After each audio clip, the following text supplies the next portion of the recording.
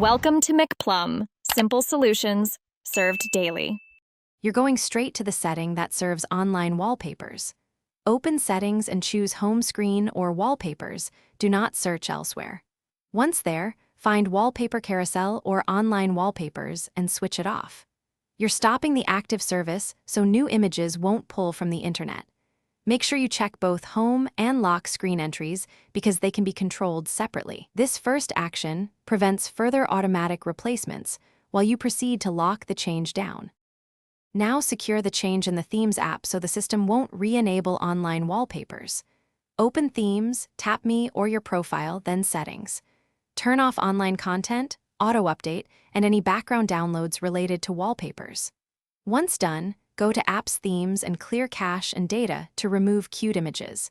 If the phone still updates, revoke background data or network permission for themes. Doing these steps ensures the system won't silently fetch new wallpapers later.